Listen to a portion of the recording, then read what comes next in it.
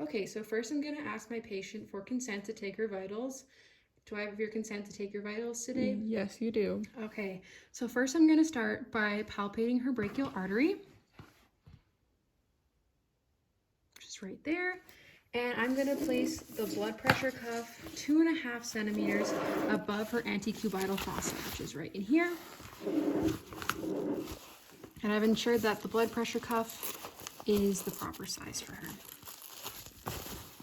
Just gonna push her hoodie up a little more. Okay, perfect. Now what I'm gonna do is I'm going to just clip, can I clip this onto your hoodie? Yes. Clip the dial onto her hoodie. And I am going to palpate for the radial artery.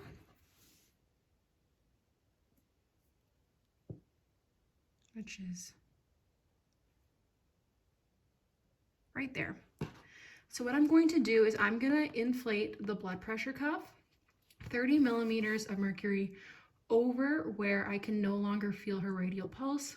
Then I'm gonna slowly release the valve, and I'm gonna know at the point where the pulse is again palpated, and that will be the estimated systolic blood pressure. So I'm holding her brachial artery, or sorry, her radial artery. I'm just gonna zoom in on the dial.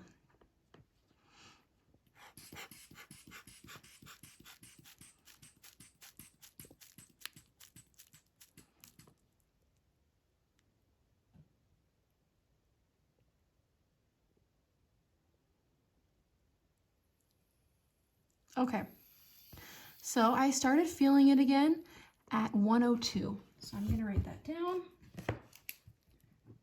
And that is her estimated systolic pressure. Now for the second step of the two-step method, what I'm going to do is I'm going to place the diaphragm of my stethoscope over her brachial artery.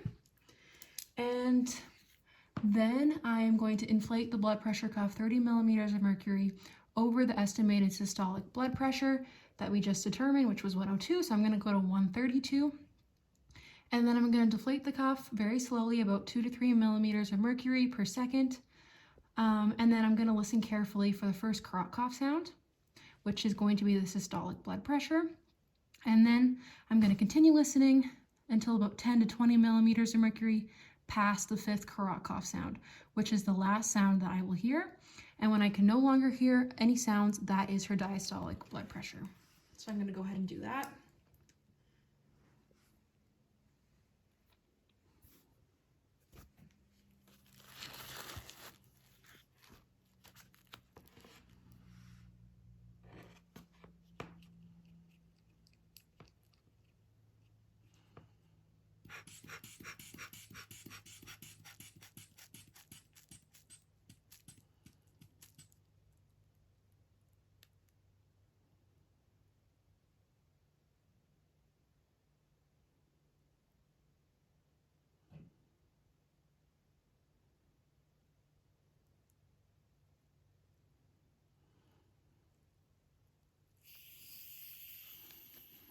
Okay, so for the systolic pressure, I got 102 again, and for the diastolic pressure, where I can no longer hear anything, I got 68. And so her final blood pressure is going to be 102 over 68.